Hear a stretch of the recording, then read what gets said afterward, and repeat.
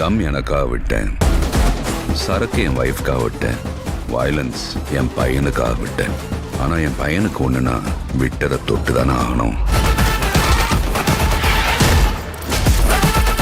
Bad boy.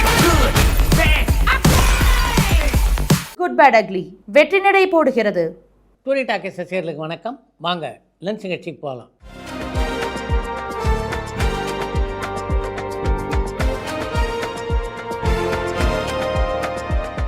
என்னம்மா முதல் கேள்வி? இசையமைப்பாளர் சாய் அபியங்கர் யாரு? சன் பிக்சர்ஸ் அண்ட் அல்லு அர்ஜுன் ப்ராஜெக்ட்டுக்கு எப்படி இவரை தேர்வு பண்ணாங்கன்னு கோவைப்புதூர்ல இருந்து பாபு கேட்டிருக்காங்க. பின்னணி பாடல்களான திப்பு ஹரணி தம்பதியினுடைய மகன்தான் சாய் அபியங்கர். ஒரு தனிப்பாடல் தான் இசையமைப்பாளராக ஒரு அறிமுகத்தை அவருக்கு பெற்று தந்தது. இப்போ பாக்யராஜ் கண்ணனுடைய இயக்கத்திலே லாரன்ஸ் கதாநாயகன் நடிக்கின்ற பென்ஸ் திரைப்படத்திற்கும் ஆர்ஜே பாலாஜியுடைய இயக்கத்திலே சூர்யா கதாநாயகன் நடிக்கின்ற ஒரு திரைப்படத்துக்கும் அவர் இசையமைத்துக் கொண்டிருக்கிறார். அவருடைய திரை வாழ்க்கையிலே மிக முக்கியமான படம்னா அது அல்லு அர்ஜுன் நடிக்க அட்லி இயக்குகின்ற புதிய படம். அந்த படத்துக்கு இசையமைக்கக்கூடிய வாய்ப்பு சாய் அபியங்கருக்கு கிடைத்திருக்கிறது. அது அவருக்கு மிகப்பெரிய வாய்ப்பு. இயக்குனர் சுந்தர்சிய நடிகை குஷ்புவனுடைய மகளான அவந்திகா இந்த தமிழ் படத்துலயாவது அறிமுகமாகறாங்களான்னு சென்னையிலிருந்து ராமகிருஷ்ண ராஜா கேட்டிருக்காங்க. சுந்தர்சி குஷ்பு தம்பதியினுடைய மகளான அவந்திகா தமிழ் சினிமாவில் அறிமுகமானோம் அப்படின்னு நினைக்கல, இந்திய சினிமாவிலே ஏதாவது ஒரு மொழியில் அறிமுகமாகணும் அப்படின்னு தான் நினைக்கிறாங்க. சரியான சந்தர்ப்பத்துக்காக காத்து கொண்டிருக்கிறார்கள். சார், அதிக திரைப்படங்களை இயக்குன இயக்குனர் தாசரி நாராயண ராவா அல்லது ராம நாராயணனானு சென்னையிலிருந்து ராமகிருஷ்ண ராஜா கேட்டிருக்காங்க. ராமநாராயணன் தாசரி நாராயணராவ் ஆகிய இருவரில் மிக அதிகமான திரைப்படங்களை இயக்கிய பெருமை தாசரி நாராயணராவுக்கே சொந்தமானது. 150க்கும் மேற்பட்ட திரைப்படங்களை இயக்கியிருக்கிறார் தாசரி நாராயணராவ். நடிகர் சல்மான் கானோட நடிகர்கள் ரஜினி, அஜித் அல்லது வேற ஏதாவது பெரிய ஸ்டாரை வச்சு இயக்கர் அந்த ப்ராஜெக்ட் தான் இயக்குனர் அட்லி இப்போ அல்லு அர்ஜுன் காம்பினேஷன்ல உருவாக இருக்காரான்னு கேரளாலேருந்து ஜெயராஜ் கேட்டிருக்காங்க. நீங்கள் குறிப்பிட்டிருக்கிற மாதிரி அந்த கதையை கூட அடுத்து அல்லு அர்ஜுனுக்கு அட்லி செய்ய வாய்ப்பு இருக்கிறது. இறுதி சுற்று திரைப்படத்தினுடைய ப்ரீக்வெல்ல இயக்குனர் சுதா கோங்கரா எடுப்பாங்களா? நடிகர் மாதவனுடைய ஃப்ளாஷ்பேக் போர்ஷனை எடுத்தால் நல்லா இருக்கும்னு எனக்கு தோணுது. இதை பற்றின உங்களுடைய கருத்து என்னன்னு தஞ்சாவூர்லேருந்து சதீஷ்குமார் கேட்டிருக்காங்க. நீங்கள் சொல்லியிருக்கிறது சரியான யோசனை தான். ஆனால் இன்றைக்கு இருக்கின்ற சூழ்நிலையில் இறுதி சுற்றுப்படத்தினுடைய ப்ரீக்குவல் வருவதற்கான வாய்ப்புகள் மிக குறைவாக இருப்பதாகவே நான் நினைக்கிறேன். இயக்குனர் எம்எம் பாரதிராஜா சாரனுடைய காதல் ஓவியம் திரைப்படத்தில் நீங்கள் ஒர்க் பண்ணியிருக்கீங்களா? அண்ட் அந்த திரைப்படத்தில் ராதா அண்ட் ஹீரோனுடைய போர்ஷன்ஸ் எல்லாம் எந்த கோவிலில் ஷூட் பண்ணப்பட்டதுன்னு சென்னையிலிருந்து புவனேஸ்வரி கேட்டிருக்காங்க. காதல் ஓவியம் படத்திலே கோவில் சம்பந்தப்பட்ட பல காட்சிகளை தஞ்சை பிரகதீஸ்வரர் ஆலயத்தில் தான் நாங்கள் படமாக்கணும். அதுபோக ஒரு பகுதி சென்னை திருவான்மியூரில் அமைந்துள்ள மருந்தீஸ்வரர் கோவிலே படமாக்கப்பட்டது. எம்ஜிஆர் சார் முதலமைச்சர் ஆன பிறகு ஒரு அஃபிஷியல் பிரஸ் மீட் அரேஞ்ச் பண்ணி அதில் செய்தியாளர்களுக்கு கேட்குற கேள்விகளுக்கு எம்ஜிஆர் சார் பதில் சொல்லியிருக்காரா, அல்லது அவர் பொது வெளியில் போகும்பொழுது ஒரு 2 கேள்விகளுக்கு மட்டும் பதில் சொல்லிட்டு அப்படியே போயிடுவாரான்னு பாண்டிச்சேரியிலேருந்து பெருந்தமிழன் கேட்டிருக்காங்க. பிரஸ் மீட் வைத்து பத்திரிகையாளர் கேட்கின்ற கேள்விகளுக்கெல்லாம் எம்ஜிஆர் பதிலளித்தது அப்படின்றது மிக குறைவான சந்தர்ப்பங்களில் மட்டும்தான் நடந்தது. பெரும்பாலும் பயணத்தின் போது நிருபர்கள் கேட்கின்ற கேள்விகளுக்கு அவர் பதிலளித்தது தான் அதிகம். நடிகர் அஜித்குமாரனுடைய குட் பேட் அக்லி திரைப்படத்தை பார்த்துட்டீங்களா? படத்தை பற்றின உங்களுடைய கருத்து என்னன்னு திருச்சியிலேருந்து கிஷோர் கேட்டிருக்காங்க. அஜித் ரசிகர்களை திருப்திப்படுத்த வேண்டும் என்ற ஒரே நோக்கத்தில் குட் பேட் அக்லி திரைப்படத்தை ஆதிக் ரவிச்சந்திரன் உருவாக்கி இருக்கிறார். அவருடைய அந்த நோக்கம் முழுவதுமாக நிறைவேறி இருக்கிறது. இளையராஜா சாருக்கு இசைஞானி மாஸ்ட்ரோன்ற பட்டம்லாம் வழங்குறதுக்கு முன்னாடி திரையுலகில் அவருடைய அடைமொழி என்னன்னு திருச்சியிலேருந்து பாலு கேட்டிருக்காங்க.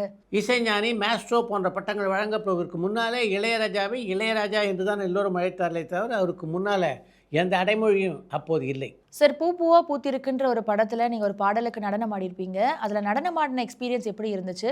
அண்ட் வேறு ஏதாவது திரைப்படங்களில் நீங்கள் நடனம் ஆடிருக்கீங்களான்னு நியூஜெர்சிலேருந்து இளமாறன் கேட்டிருக்காங்க. பூவா பூத்திருக்கு படத்திலே நான் நடனம் ஆடுவதற்கு எனக்கு பயிற்சி தந்தவர் பிரபுதேவாவுடைய தந்தையான சுந்தரம் மாஸ்டர். அந்த காலகட்டத்தில் பிரபலமான ஒரு டான்ஸ் மாஸ்டராக இருந்தவர் அவர். அதுக்கு முன்னால் சினிமாவில் நடனம் ஆடி எனக்கு பழக்கமே இல்லை. அதனால் அந்த பாடலை ஆடுவதற்கு நான் பயிற்சி பெற வேண்டும் என்பதற்காக தினமும் அதிகாலை 5 மணிக்கெல்லாம் தன்னுடைய உதவியாளரை என்னுடைய வீட்டுக்கு அனுப்பிவிடுவார் சுந்தரம் மாஸ்டர். என்னுடைய வீட்டு மொட்டை மாடியில் தான் என்னுடைய நடன பயிற்சி அப்போது நடைபெற்றது. அதைத் தொடர்ந்து ஒரு சில படங்களில் நடனமாடக்கூடிய வாய்ப்பு எனக்கு அமைந்தது. பாஸ் என்ற பாஸ்கரன், டிக்கிலோனா போன்ற பல படங்களில் அதற்கு பின்னாலே நான் நடனம் ஆடி இருக்கிறேன். முன்னாடியெல்லாம் திரைப்படங்கள் வெற்றி பெறத்துக்கு பாடல்கள் உதவியாக இருந்துச்சு. அண்ட் இப்போ வர பாடல்கள் எல்லாமே யூடியூபினுடைய வியூஸுக்காக மட்டும் இசையமைக்கப்படுற மாதிரி இருக்குது. படங்களுடைய வெற்றிக்கு உதவுற மாதிரியே தெரியல. இதை பற்றின உங்களுடைய கருத்து என்னென்னு புதுக்கோட்டையிலேருந்து மதன்குமார் கேட்டிருக்காங்க. இப்போதெல்லாம் பாடல்கள் படத்துடைய வெற்றிக்கு உதவிகரமாக இல்லை அப்படின்லாம் சொல்ல முடியாது. காவாலையா என்ற பாட்டு ஜெயிலர் படத்துடைய வெற்றிக்கு எந்த அளவு உதவியது என்பது உங்களுக்கு தெரியாதா என்ன? தமிழ் திரைப்படங்களை ஃபாரின் கண்ட்ரீஸில் எப்படி சார் சென்சார் பண்ணுவாங்க, அங்கே தமிழ் ஆட்கள் இருப்பாங்களா அல்லது சப்டைட்டில்ஸ் வச்சு சென்சார் பண்ணுவாங்களான்னு காஞ்சிபுரம்லேருந்து சரவணன் கேட்டிருக்காங்க. வெளிநாடுகளிலே தமிழ் திரைப்படங்களை தணிக்கை செய்யும்போது அந்த ஊரில் தமிழுக்கான பிரதிநிதிகளை வச்சுருப்பாங்க. அவங்க படத்தை பார்ப்பாங்க. அவங்க படம் பார்த்து தங்களுடைய கருத்துக்களை அங்கே உள்ள தணிக்கை அதிகாரிக்கு சொல்வார்கள். அதனுடைய அடிப்படையில் தான் அங்கே தணிக்கை நடக்கும். சார், நான் இப்போ தான் டெஸ்ட் படத்தை ஓடிடியில் பார்த்தேன். படம் ரொம்ப நல்லா இருந்துச்சு. ஆனால் ஏன் படத்தை தேட்டரில் ரிலீஸ் பண்ணலைன்னு சென்னையிலேருந்து ராமகிருஷ்ண ராஜா கேட்டிருக்காங்க. டெஸ்ட் படத்தினுடைய இயக்குனரும் தயாரிப்பாளருமான சசிகாந்த் அந்த படத்தை நெட்ஃப்ளிக்ஸில் தான் வெளியிட வேண்டும் என்பதே உறுதியாக இருந்தார். ஒரே நேரத்தில் பல லட்சம் பார்வையாளர்களை அந்த படம் போய் சேர வேண்டும் என்பது தான் அவருடைய குறிக்கோளாக இருந்தது. அதன் காரணமாகத்தான் அவர் நெட்ஃப்ளிக்ஸ்லேயே நேரடியாக அந்த படத்தை ஒளிபரப்பு செய்தார். இயக்குனர் ஹரி இயக்கத்தில் நடிகர் பிரசாந்த் நடிக்கிற திரைப்படம் இயக்குனர் ஹரியினுடைய பேட்டர்னில் இருக்குமா அல்லது நடிகர் பிரசாந்துக்காக அந்த பேட்டர்னை மாற்றி ஸ்டைலாக எடுப்பாரான்னு பொள்ளாச்சியிலேருந்து விக்னேஸ்வரன் கேட்டிருக்காங்க. பிரசாந்த் ஸ்டைலுக்கும் ஹரி ஸ்டைலுக்கும் மிகப்பெரிய வேறுபாடு இல்லை அப்படின்றதுனால ஹரி ஸ்டைல்லே அந்த படம் உருவாக வாய்ப்புகள் இருக்கின்றன. வைஜி சாரனுடைய சாருகேசி திரைப்படம் எப்போ வெளியில் வரும்னு கோவைப்புதூர்லேருந்து பாபு கேட்டிருக்காங்க. சாருகேசி திரைப்படம் நிச்சயமாக இந்த ஆண்டு ஜூன் மாதத்துக்குள்ளாக வெளியாகுவதற்கு எல்லா வாய்ப்புகளும் இருக்கின்றன. அதற்கான தீவிர முயற்சியில் தான் அந்த படத்திலே கதாநாயகனாக மிகச்சிறப்பாக நடித்துள்ள வைஜி மகேந்திரன் இப்போது இருக்கிறார். சார், உங்களுக்கும் ஒளிப்பதிவாளர் ஆர் கண்ணனுக்கும் இடையே இருக்கிற நட்பை பற்றி ஷேர் பண்ண முடியுமான்னு குவைட்லேருந்து அமிர்தேஸ்வரன் கேட்டிருக்காங்க. ஒளிப்பதிவாளர் கண்ணனுக்கும் எனக்கும் இருந்த நட்பு ஒரு அலாதியான நட்பு அப்படின்னு தான் சொல்லணும். படப்பிடிப்பு தளத்தில் பெரும்பாலும் நாங்கள் 2 பேர் தான் ஒன்றா அதிகமாக பேசி கொண்டு இருப்போம். என்னுடைய சூரசம்ஹாரம் படத்துக்கு முதல்ல கண்ணன் ஒளிப்பதிவு செய்வதாக இல்லை, தினேஷ் பாபு என்ற ஒளிப்பதிவாளரை தான் அந்த படத்துக்காக நான் ஒப்பந்தம் செய்தேன். சில பிரச்சனைகள் காரணமாக நாளை மறுநாள் படப்பிடிப்பு தொடங்குகின்ற நிலையிலே அந்த படத்திலிருந்து அவர் விலகிவிட்டார். அப்போது எனக்கு உடனடியாக உதவிக்கரம் நீட்டியவர் தான் ஒளிப்பதிவாளர் கண்ணன். மிகச்சிறந்த ஒளிப்பதிவாளர் என்பதை தாண்டி மிகவும் நல்ல மனிதராக வாழ்ந்து மறைந்தவர் அவர். சூப்பர் ஸ்டார் ரஜினிகாந்த் சார் கதை, திரைக்கதை, வசனம் எழுதி தயாரித்து வள்ளி திரைப்படம் வெற்றி படமாக அமைஞ்சுதான்னு குவைட்லேருந்து அமிர்தேஸ்வரன் கேட்டிருக்காங்க. ரஜினியினுடைய எழுத்திலே உருவான வள்ளி திரைப்படம் வெற்றி படமாக அமையலை.